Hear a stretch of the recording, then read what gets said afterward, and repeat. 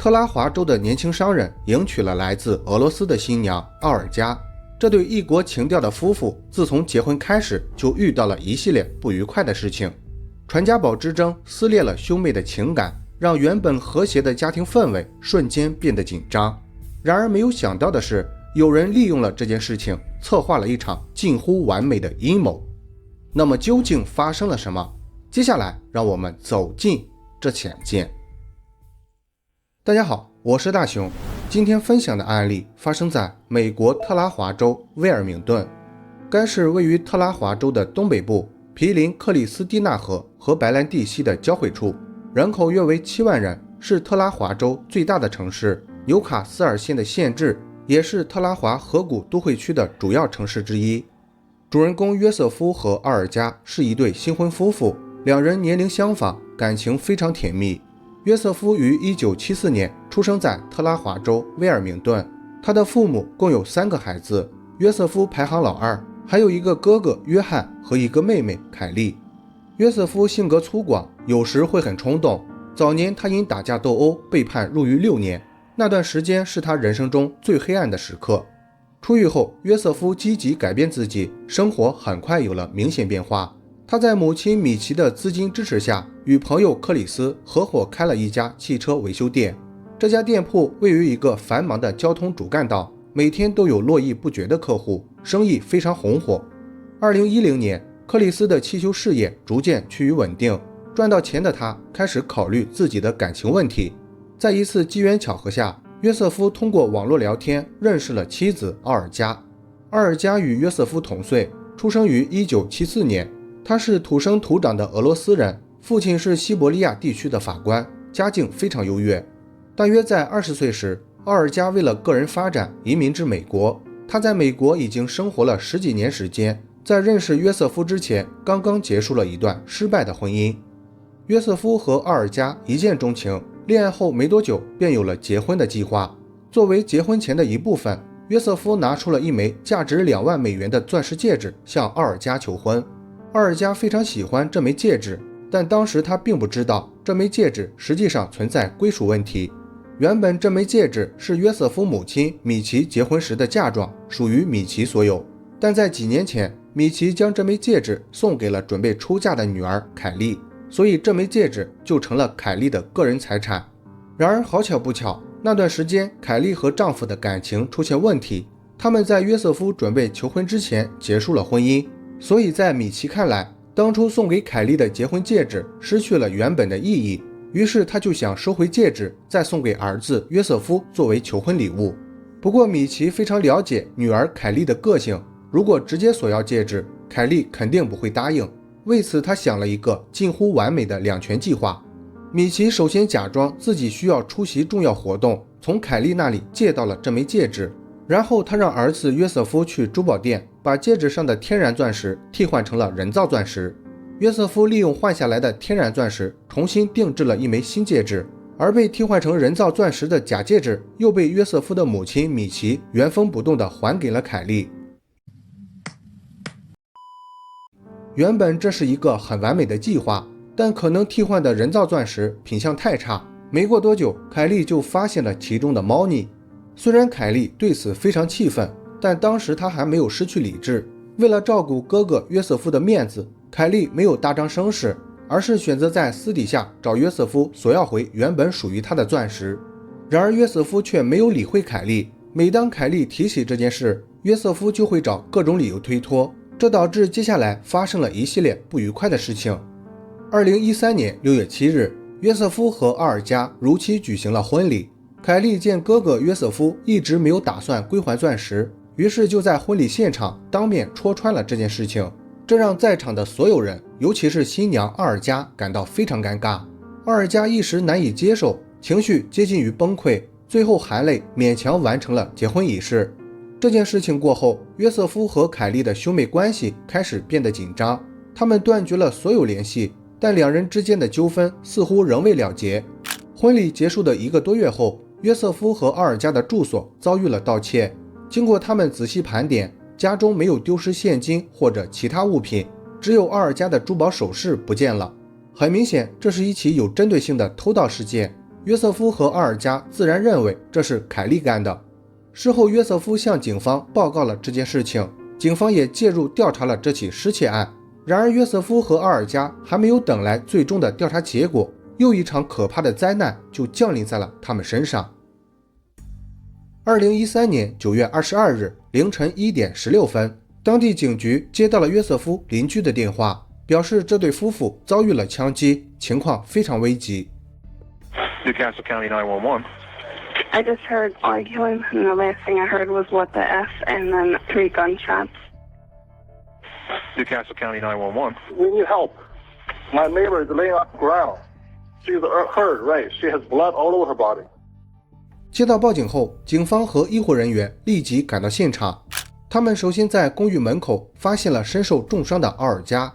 当时奥尔加半靠在门前，身上和脸上共有4处枪伤。虽然他还有生命迹象，但由于伤势过重，在被送往医院的途中不幸离世。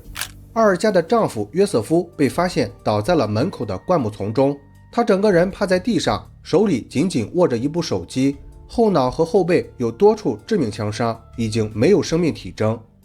案发现场共有25枚2种口径的手枪弹壳，夫妇2人家中没有遗失任何物品。插在门栓上的钥匙表明，两人是在准备开门回家时遭遇了歹徒伏击。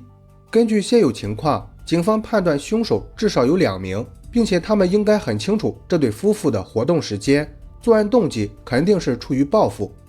警方第一感觉认为，这起谋杀案可能与约瑟夫的妹妹凯莉有关，因为前段时间他们刚刚调查了这对夫妇家遭遇偷盗的事情，对夫妇2人的家庭情况比较熟悉。于是警方立即对约瑟夫的妹妹凯莉进行了询问。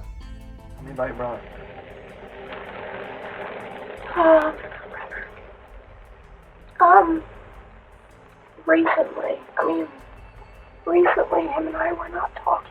He hated me. My brother was very, very, very irate to me. From that moment on, you can read his text. From that moment on, my brother was pure evil to me, accusing me of sending numerous threatening texts to his wife. 凯莉在整个对话过程中表现得非常悲伤，她没有刻意淡化与哥哥约瑟夫存在的问题，并且还拿出了他们的短信记录，详细讲述了2人之间产生矛盾的全部经过。此外，凯莉还有充分的不在场证明。案发前几天，她刚刚做了手术，身体还很虚弱。那晚，凯莉一直在家里休息，手机位置显示她没有外出过。结合凯莉的身体情况以及不在场证明，警方相信凯莉没有直接犯罪，但仍然无法排除她雇凶作案的嫌疑。所以在案件没有真相大白之前，凯莉仍然是头号嫌犯。接下来，警方又对这对夫妇的个人生活以及人际关系进行了详细调查。据知情者透露，约瑟夫在之前被关监狱期间，对一种名叫类固醇的药物产生了严重依赖。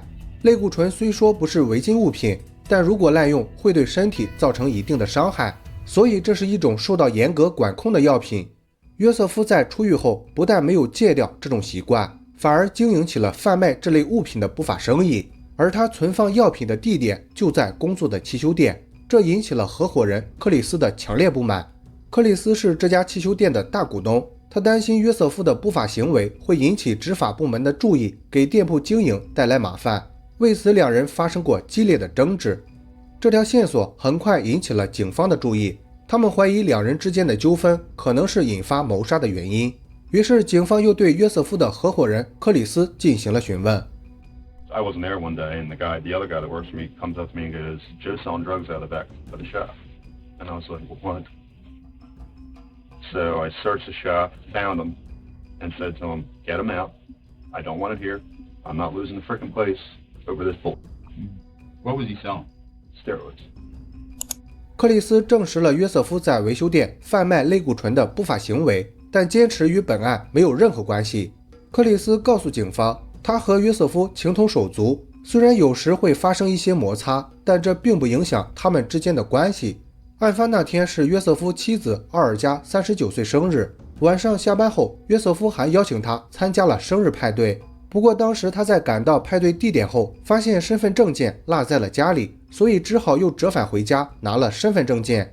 但在到家后，他发现时间已经不早了，于是就给约瑟夫发了短信，询问派对几点结束。当他收到约瑟夫派对即将结束的回复后，他改变了原来的计划，没有再次前往。之后那段时间，他一直待在家里，再也没有外出过。警方对克里斯的说法表示怀疑。当被问到谁可以证明这些事情的时候，克里斯信誓旦旦地表示，他们家内外都安有监控设备，监控画面可以证实他的所有说法。事后，警方查看了克里斯家的监控录像，确定案发那段时间克里斯没有外出，因此警方排除了他的嫌疑。接下来的一段时间，警方对奥尔加的前夫以及一些其他嫌疑人展开了调查，但最终都没有任何结果。就在一筹莫展之际，一段涉及本案的新闻采访录像让警方找到了破案的关键。案发2周后，克里斯接受了一家媒体的采访报道，镜头中的他侃侃而谈，说了很多关于约瑟夫和奥尔加的坏话。而真正引起注意的是，克里斯向记者表示，案发那晚他在下班后买了一些食物，然后直接回家了，并没有提到过参加奥尔加生日派对的事情。这种前后不一的说法让警方对克里斯重新产生怀疑。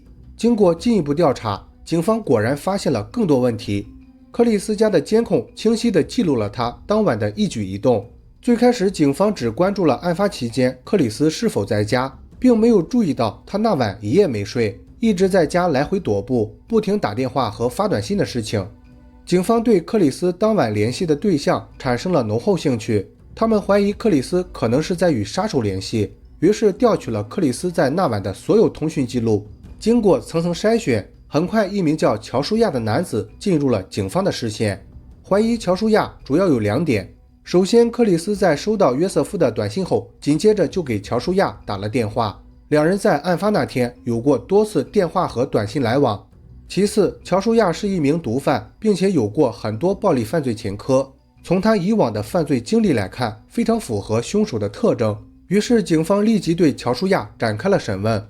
起初，乔舒亚一直在狡辩，声称不认识克里斯，直到警方拿出2人的通讯记录后，乔舒亚这才改变了说法。乔舒亚承认认识克里斯，但表示与本案无关。案发那晚，他一直在一家大型百货公司工作，没有去过案发现场附近。警方核实了乔舒亚的不在场证明，确实在百货公司的监控上发现了他的身影，但警方仍然不能相信乔舒亚与本案无关，因为他还没有解释清楚当晚与克里斯频繁通话的具体原因。于是警方以其他罪名逮捕了乔舒亚。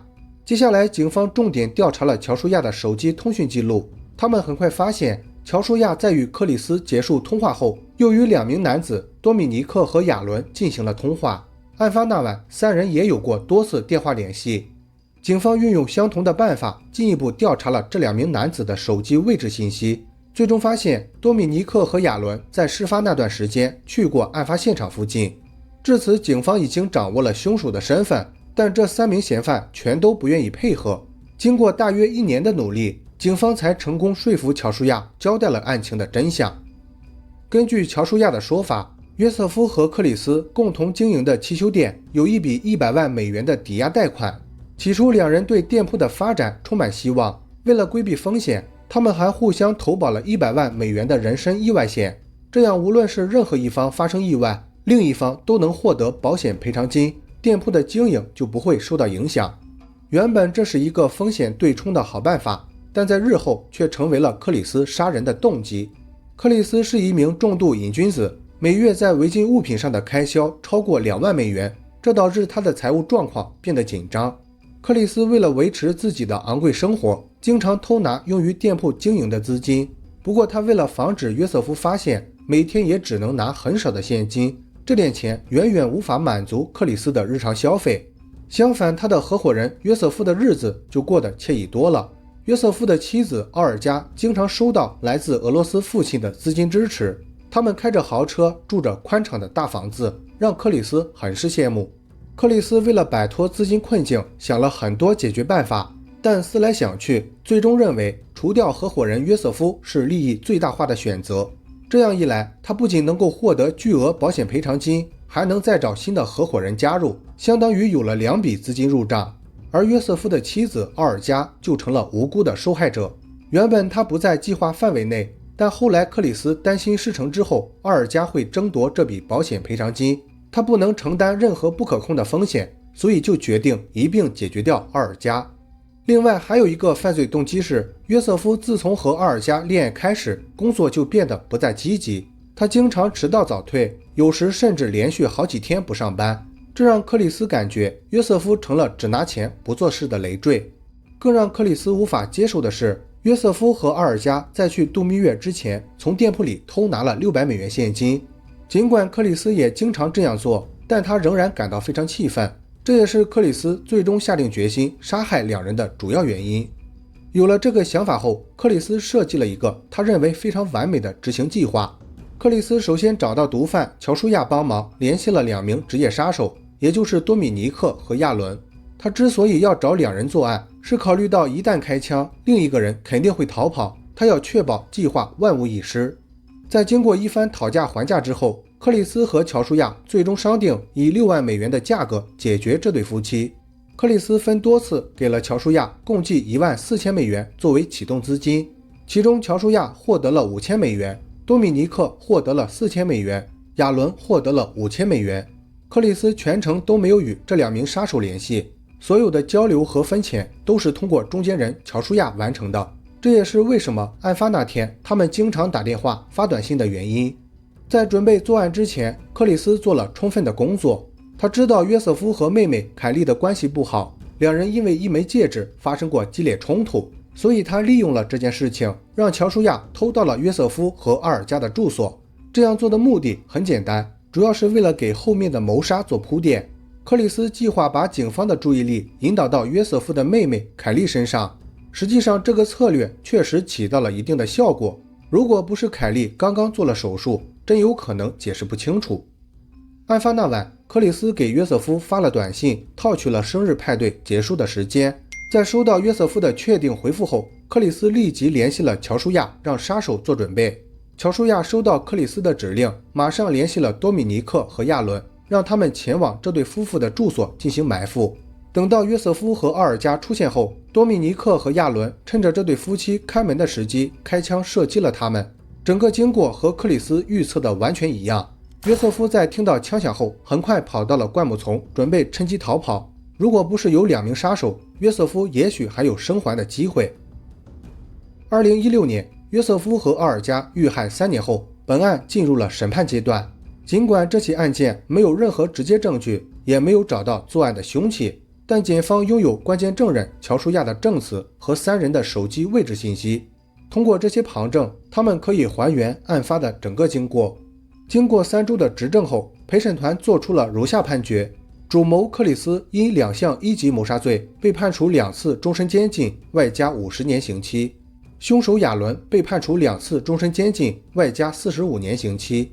而另一名凶手多米尼克，由于辩护律师提出了有力的观点，加上指控他的证据相对薄弱，所以他仅被判处共谋罪，获刑5年。至于本案的中间人乔舒亚，因为之前已经达成了认罪协议，并且对破案提供了很大帮助，所以在量刑上也获得了较轻的惩罚。他同样被判处共谋罪，获刑5年。好了，本期案件分享到这里也就结束了。如果你喜欢我的节目，请帮我点赞加关注，非常感谢大家的支持。我是大熊，下期见。